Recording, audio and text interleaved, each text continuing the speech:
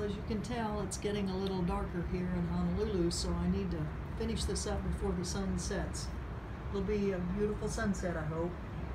All the people in this building certainly need all the beautiful sunsets we can get. So when I ended, I was talking about the places that we sometimes go as a part of international delegations to work with local folks who are identifying specific issues that they feel the international community can help with. And in just a few minutes, you all are going to be hearing from one of those from Afghanistan, the Afghan Peace Volunteers, their Open Borders program with Global Days of Listening, School for Street Kids, the Duvet Project. I just want to give a real shout out to Kathy Kelly, who was the one person who responded to Dr. Hakim when he sent out an appeal, what was it, Kathy, 10 years ago, saying, we have a small group of young people in Afghanistan that want peace. Could you help us? And Kathy flew to Afghanistan and met at the time called Afghan Youth Peace Volunteers, but now they're no longer youth, they're adults. And the types of projects they're working on really are remarkable, and all full credit to Voices of Creative Nonviolence for their support, and other groups throughout the country who are helping with the Afghan Peace Volunteers. And then there are, of course, other organizations that are working citizen to citizen. One is Women for Afghan Women, that have provided safe houses in cases of domestic violence. So these are, in Afghanistan, there's lots of opportunities for us to help as citizen to citizens. And in other places, well, and let's just look, you'll see more of these with Kathy, but the Afghan Street Kids School, where you have street kids learning to read, write, and here they're learning to relax, which as a street kid in Afghanistan, you definitely need that.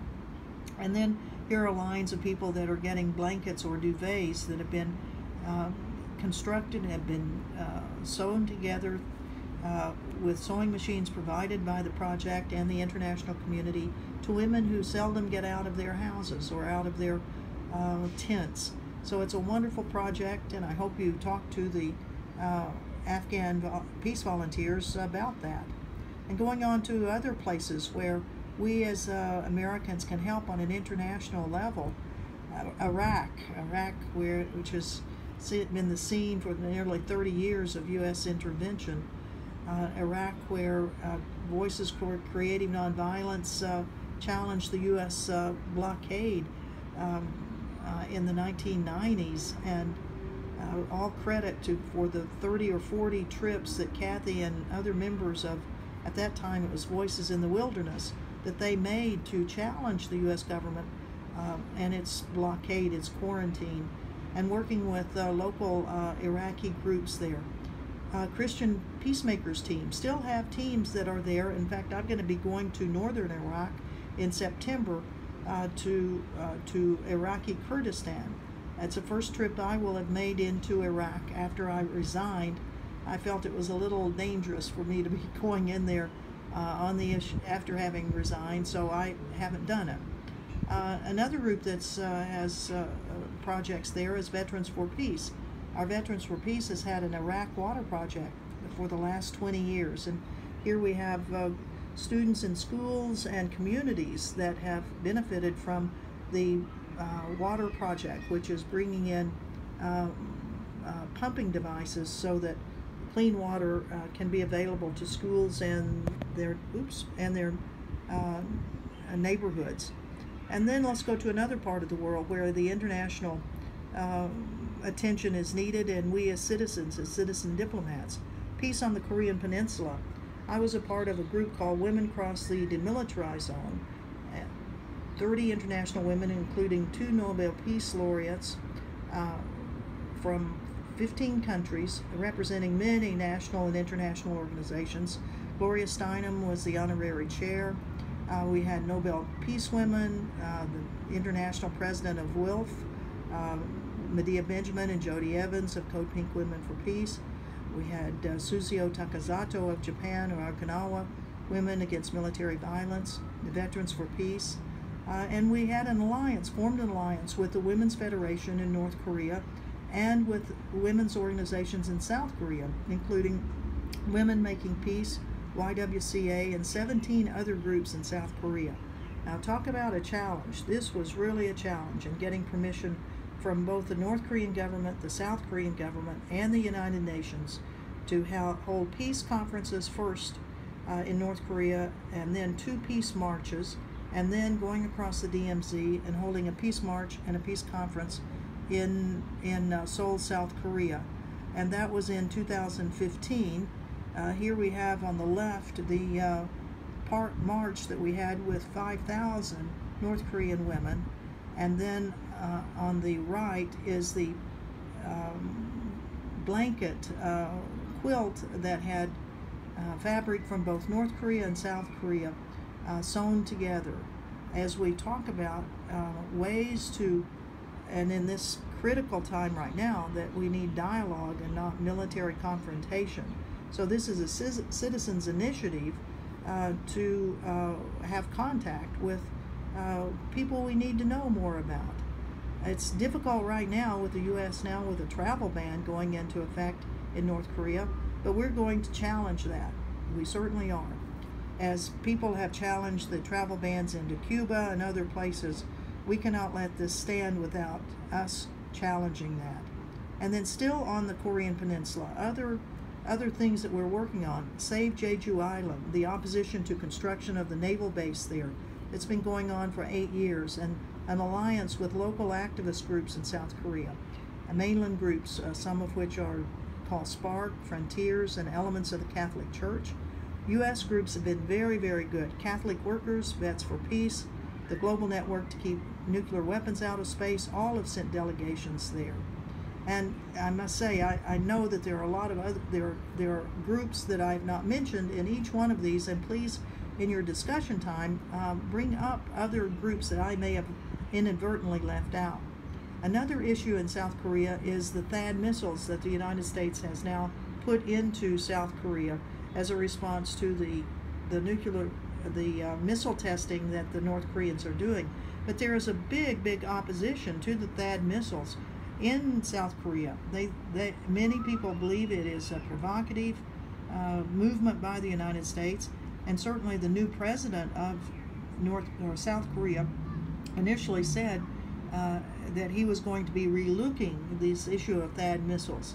Unfortunately, the North Koreans have shot off some more missiles, and now it looks like more THAAD missiles will be sent into South Korea. However, there's plenty of protest to it. On the left is the protest in Jeju Island. Jeju Island, every morning for 8 years at 7 in the morning, they've had a ceremony called 100 Bows, where you think about the day and your role as an individual, your role as a member of the community, and then your role as a global citizen. And with each one of these statements, whether it being read, you bow, and not to like the military base or anything like that, but you bow to the spirits to try to get you moving in the right direction. And here's a Veterans for Peace being hauled off during the noon confrontation, actually, to try to stop the construction of the base. However, the base is now constructed. These protests still go on every day at noon, first with the Catholic Mass, and then what they call the human chain.